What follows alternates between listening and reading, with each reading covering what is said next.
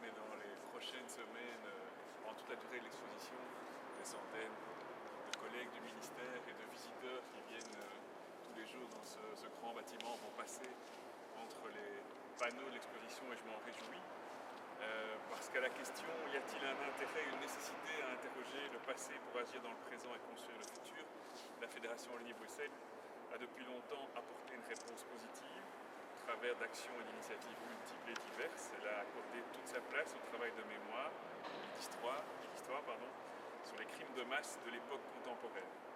Dans le cadre du décret du 13 mars 2009 relatif à la transmission de la mémoire, mais aussi dans le cadre des commémorations du centenaire de la Première Guerre mondiale, la cellule démocratie ou barbarie du ministère, en collaboration avec le Centre communautaire laïque juif David Susskind, dont je salue le président, nous propose une exposition donc, du 1er au 24 avril qui est consacrée au génocide des Arméniens.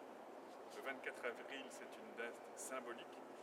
DOB organisera à ce moment une journée d'études sur le génocide des Arméniens que j'introduirai, sans omettre les autres chrétiens qui ont subi le même sort à partir d'avril 1915. Ce soir, nous inaugurons donc l'exposition qui est le premier volet de ce programme de commémoration, donc avec le deuxième volet qui sera la journée d'études. La Première Guerre mondiale a été la première guerre moderne qui a vu l'apparition de nouvelles techniques de combat et aussi de nouveaux engins de mort qui allaient révolutionner l'art de la guerre, si on peut parler d'art. Elle a surtout été le témoin d'une augmentation et d'une banalisation de la violence tant dans les combats qu'à l'égard des civils. C'est le premier conflit où les non-combattants ont à ce point été victimes de pillages, de brutalité, d'exécutions sommaires. C'est aussi pendant la Grande Guerre qu'a été perpétré le génocide des Arméniens, des Syriaques et des Grecs pontiques, dont nous commémorons aujourd'hui le centenaire. Nous sommes en effet ici pour commémorer, et cette exposition sera ici pendant les quelques semaines qui viennent, pour commémorer avec tous ceux qui passeront dans cet espace.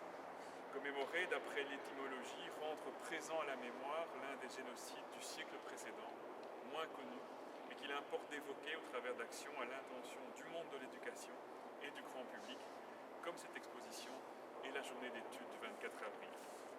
Poser cet acte de commémoration, c'est contribuer à l'objectif contraire de celui des bourreaux, c'est justement ne pas effacer un peuple et sa culture de la surface de la terre. C'est comme sur le mur du musée Caserne d'Ossa à Malines, remettre un visage sur toutes ces silhouettes, ne pas faire peser un lourd silence sur ces événements. C'est aussi, pour paraphraser Jean-Claude Kebabian, kebab géant, permettre aux Arméniens, aux Syriaques, aux Grecs pontiques et aux autres minorités, chrétiennes ou non, touchées par ces massacres, de retrouver une partie de leurs racines, de ne pas être plongés dans un état de non-identité.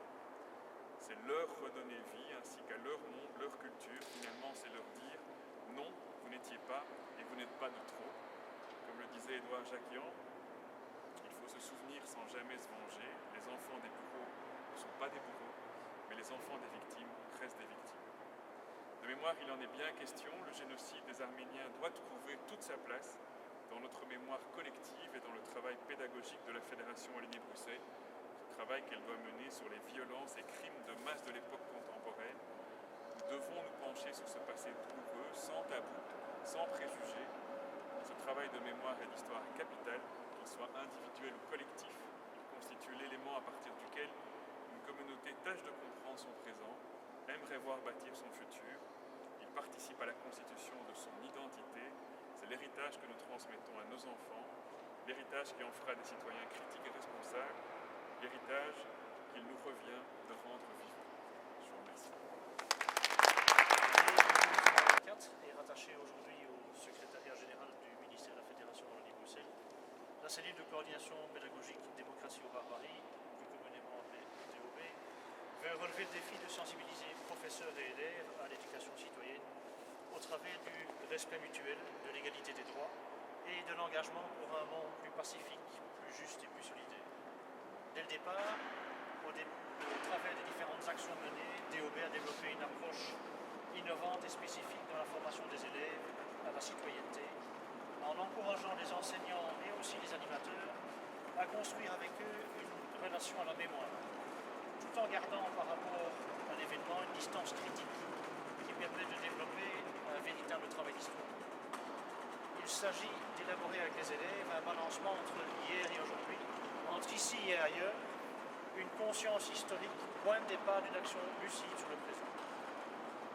En établissant une relation dynamique entre passé et présent, il faut donner aux jeunes citoyens en formation les outils nécessaires tirés de l'étude du passé pour décrypter la société dans laquelle ils vivent. Depuis l'adoption du décret du 13 mars 2009 relatif à la transmission de la mémoire, DOB, aux côtés du Conseil de la transmission de la mémoire, est aussi devenu un acteur majeur de ce décret. Elle agit en tant que secrétariat du Conseil de la transmission de la mémoire, assume la coordination, le suivi et la promotion des activités soutenues dans le cadre du décret, et DOB assure aussi la mise en œuvre et le suivi des procédures de reconnaissance des centres de référence et des appels à projets.